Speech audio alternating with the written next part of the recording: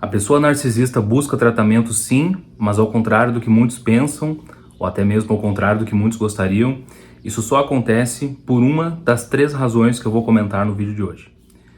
Olha, quando as pessoas me perguntam como fazer uma pessoa narcisista buscar tratamento, assim, pessoas que estão em relacionamentos, pessoas que possuem algum grau de familiaridade, alguma relação íntima, que seja de amizade, alguma coisa, com pessoas que têm um comportamento semelhante ao estereótipo narcisista, com pessoas que não têm empatia, com pessoas que são muito manipuladoras e tudo, é comum que essa pessoa esteja se perguntando como ajudar essa pessoa a buscar tratamento para que ela desenvolva de forma voluntária mais empatia, mais autorresponsabilidade, mais responsabilidade afetiva, mais coerência, um comportamento menos manipulador, menos nocivo e assim por diante. E seria muito bom, muito importante se todo mundo que age de forma sem empatia, de forma egocêntrica, de forma manipuladora, tivesse consciência disso sozinho e buscasse voluntariamente tratamento para desenvolver as habilidades necessárias para minimizar esses comportamentos. Mas infelizmente não é isso que acontece na maioria dos casos. Então assim, quando as pessoas argumentam que narcisista nunca busca tratamento, que pessoa narcisista nunca vai buscar ajuda, a gente tem que lembrar que ela não busca ajuda muitas vezes, né, na maioria dos casos, não busca ajuda desta forma, da forma que a pessoa gostaria. Mas existem essas 3 razões que são muito comuns de levarem a pessoa narcisista a buscar tratamento. Então, a primeira delas é quando, contrariada, a pessoa é estimulada pelo cônjuge, por exemplo, ou por algum familiar a buscar tratamento. Então, ela não vai muito aberta ao tratamento, ela apresenta uma resistência importante, ela apresenta muitas vezes um grau de resistência que pode até acabar inviabilizando ou dificultando o processo terapêutico. Ela pode ser muito refratária a certas intervenções, e se o terapeuta não souber estabelecer uma boa relação terapêutica, com confiança, com um clima agradável, com uma escuta realmente empática e qualificada, essa pessoa pode acabar saindo do tratamento, não dando continuidade, né? Ela pode acabar, então, evadindo do tratamento, justamente porque é muito desafiador. Mas, então, um dos motivos, uma das causas que leva o narcisista a fazer tratamento, a buscar terapia, é a insistência de um cônjuge ou de alguém próximo a ele. Havendo uma boa relação terapêutica, sendo estabelecida uma boa relação terapêutica, é possível que aos poucos o terapeuta ajude essa pessoa a olhar para o comportamento dela, ela perceba que ela pode agir com mais empatia, ela perceba que ela pode desenvolver uma mudança comportamental importante, e aí lá na frente a pessoa pode acabar desenvolvendo sim um comportamento mais adaptativo, um comportamento mais organizado, mais alinhado e até mesmo com mais empatia. Mas, óbvio, esse objetivo nem sempre, ou pelo menos na maioria dos casos, inclusive, não parte da pessoa com diagnóstico de transtorno de personalidade narcisista. O segundo caso que faz a pessoa buscar o tratamento, a pessoa que tenha um transtorno de personalidade narcisista. Sintomas que são complementares, assim, que fazem parte também do perfil, mas que não são os sintomas mais aparentes e os sintomas predominantes de falta de empatia, de pensamentos de grandiosidade e daquele comportamento mais intransigente socialmente.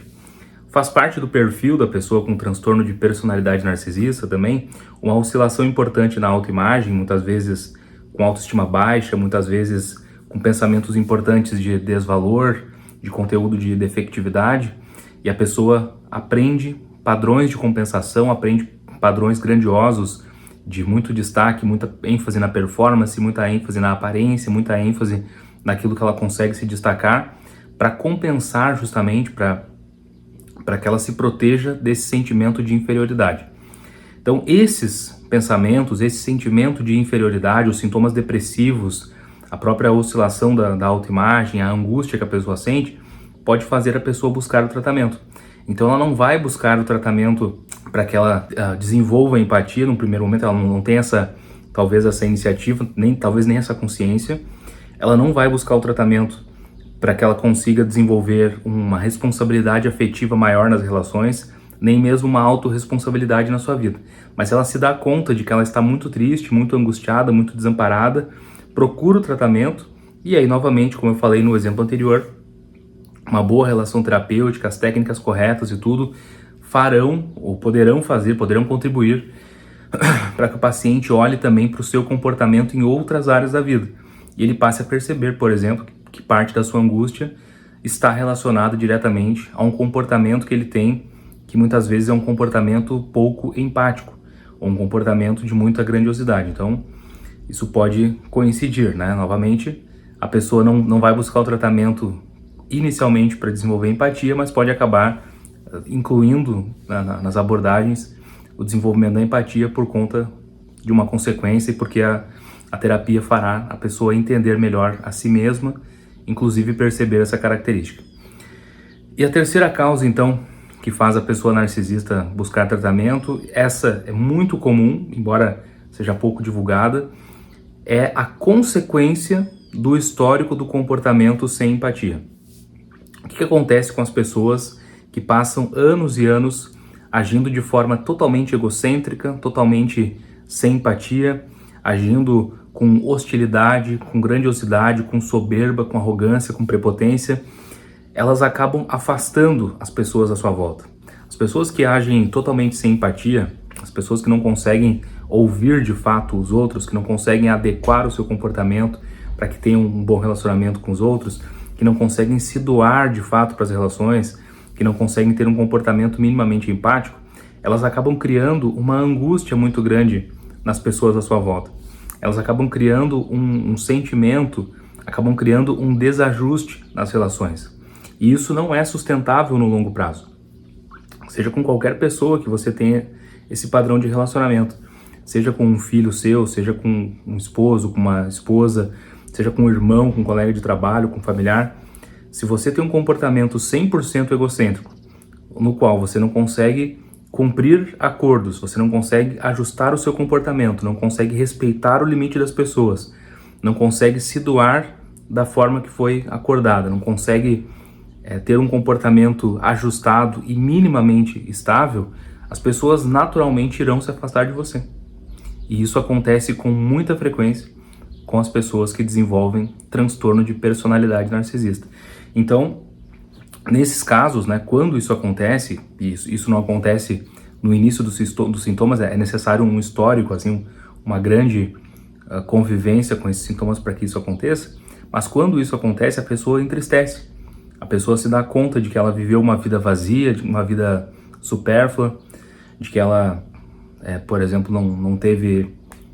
a capacidade de valorizar as pessoas com que ela teve contato, que ela perdeu pessoas importantes por escolha própria, que ela traiu, que ela mentiu, que ela manipulou. Muitas vezes isso gera um sentimento de culpa, porque ao contrário do que muitas vezes se divulga no senso comum, as pessoas narcisistas, né, pessoas com transtorno de personalidade narcisista, sentem sim